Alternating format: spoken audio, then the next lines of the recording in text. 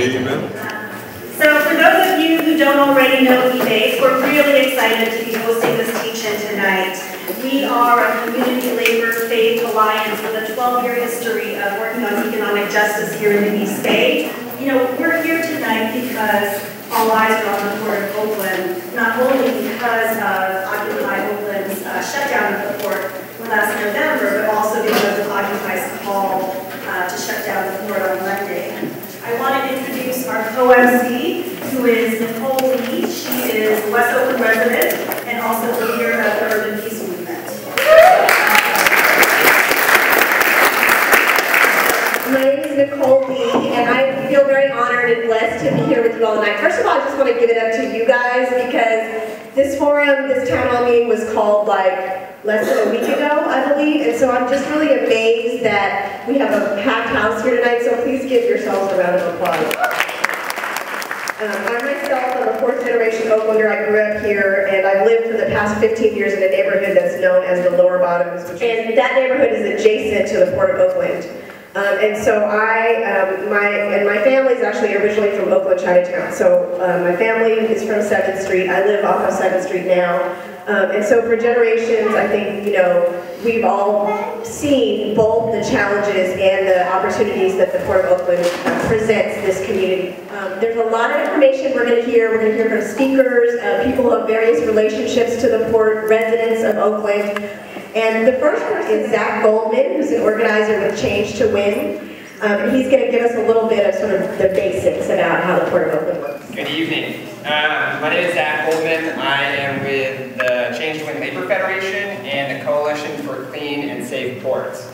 So I've been working on port issues for about the last 5 years, and I'm working on a campaign to organize truck drivers at the Port of Oakland and also to make sure that clean trucks serve our ports so that communities around the port don't have high rates of asthma and cancer. There's 3 main parts to the port.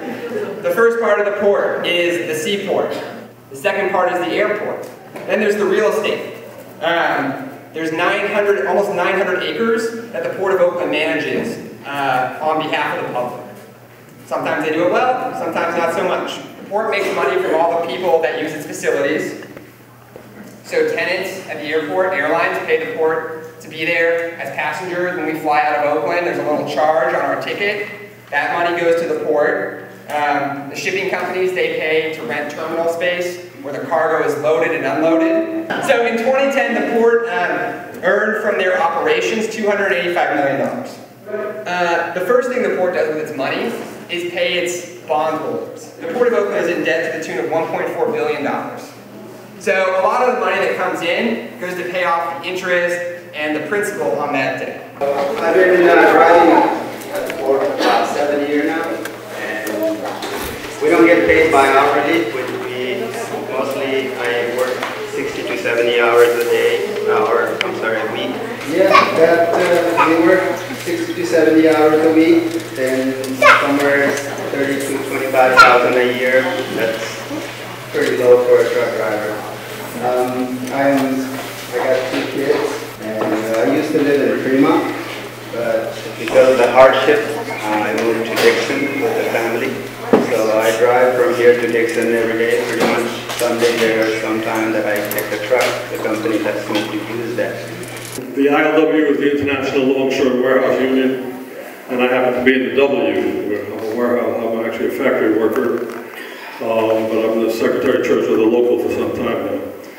And we work on the different jurisdictions, but what we're known for is loading and unloading ships. The people who are now the lords of the dock used to be called wharf rats, and loading and unloading ships used to be it's still dangerous work, but it used to be extremely low paying. My name is Stephen Pitts, and I work at the Labor Center in UC Berkeley. I'm also on the board of EBASE. The Port of Oakland is one of the largest industries in the city of Oakland, and really the East Bay itself. And as such, it's an important part of what helps this economy grow. What an important issue is to make sure that all residents of the city and all the workers benefit from the growth that takes place at the port. I think when we talk about the problem we face here, really not only Oakland but in all of our countries, around jobs, it's really a two-dimensional job problem. It's one of unemployment and low-wage work. And oftentimes what happens is that people ignore the low-wage work portion of that. And they say they want to give people any old job that ought to be good enough. And so the important thing that we need to push back on, and we see manifested in the campaign that resulted in this agreement, is the fact that the community and labor said any job isn't good enough. My name is Hania Muhammad, and I'm 19 years old, and I'm the youth leader of the Urban Peace Movement.